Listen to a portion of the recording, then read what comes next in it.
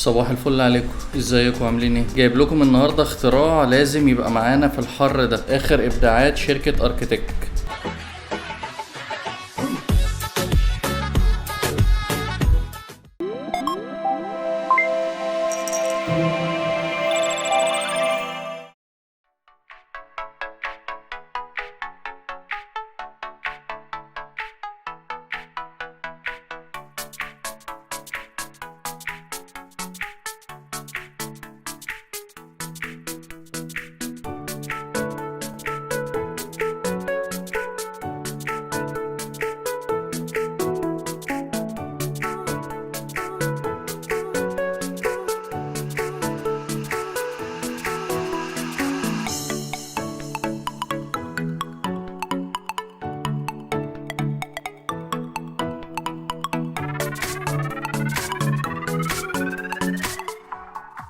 من اهم مميزات المروحة دي انها شغالة بدون اي اسلاك، يعني انت مش هتضطر توصلها بيو اس بي او بفيشة او باي حاجة.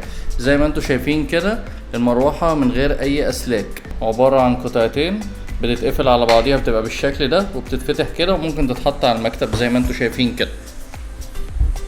حاجة كده زي التليفون، هتبقى معاك في اي مكان وفي ايدك، ممكن تروح بيها اي حتة. البطارية بتاعت المروحة اللي معانا النهاردة 2800 ملي امبير، بطارية ليثيوم زي بتاعت التليفون تقريبا. تقدر تشحنها عن طريق كابل التايب سي، وبتقعد حوالي 3 ساعات في الكهرباء، وبعد ما تتشحن بالكامل تقدر تقعد بيها 24 ساعة متواصل. كمان كابل التايب سي اللي بيجي للشحن مع المروحة طوله مناسب جدا زي ما انتوا شايفين كده، حوالي متر تقريبا او متر ونص. عايز اقول لكم ان وقت التشغيل بتاعها ده وقت طويل جدا. اكيد انت مش هتفضل مشغل المروحه 24 ساعه ورا بعض. لو بتستخدمها متقطع مثلا كل يوم 3 4 ساعات، او انت بتخرج بيها مثلا قول 5 6 ساعات بتشغلها، يعني ممكن تقعد معاك 4 ايام. سرعه المروحه بتتحكم فيها عن طريق مفتاح في القاعده بتاعتها، حاجه كده زي الدمر بتاع الاضاءه، بتعلي وتوطي منه سرعه الدوران بتاعها. السرعات بتاعت المروحه دي بتبدا من 600 لفه لغايه 3000 لفه في الدقيقه. وخلي بالك ان الرقم ده مرعب، يعني في كولرز البروسيسور بتاع كمبيوتر اللي هو اكتر حاجه بتسخن في جهاز الكمبيوتر ما بتوصلش ل 3000 لفه، بيبقى اخرها 1500 او 1800 لفه في الدقيقه.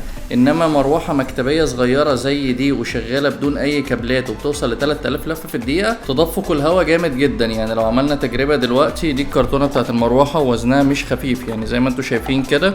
هنحط المروحه قدامها وهنشغلها على اعلى سرعه ونشوفها هتحركها ولا لا. زي ما انتوا شايفين كده، بص الكرتونه بتتهز، بص لا اهي هتقع دلوقتي اهي.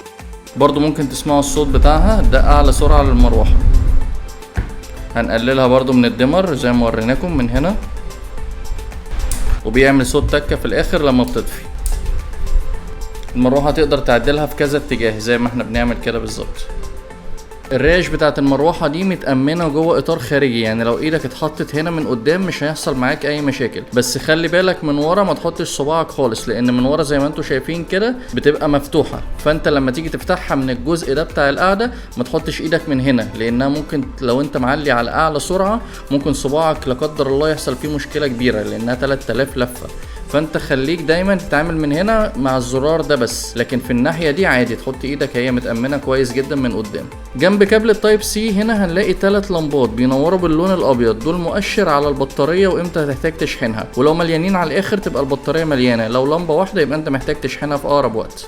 شكل المروحه زي ما انتوا شايفين شيك جدا، يعني هي تنفع قطعه ديكور. المنتج ده بريميوم، مش مجرد مروحه شعبي زي اللي موجوده بتتباع ب 200 و 300 جنيه، لا انت هنا بتتعامل مع شركه اركيتك، يعني الخبره الالمانيه وخبراء تصنيع حلول التبريد عموما. سعر المروحه اللي معانا دي 32 دولار، يعني حوالي 900 جنيه تقريبا. لو بتتنقل كتير سواء في شغلك او في الخروجات او حتى قاعد على مكتب وقت طويل في اليوم وعايز مصدر هواء يكون في وشك ومقابل ليك على طول بعيد عن هواء المروحه او حتى التكييف، يبقى السومير بلس حل مميز قوي ليك. حاجه صغيره ممكن تحطها في الشنطه بتاعتك وبتتشحن وبتقعد معاك زي ما وضحنا 4 ايام متقطع او 24 ساعه متواصل.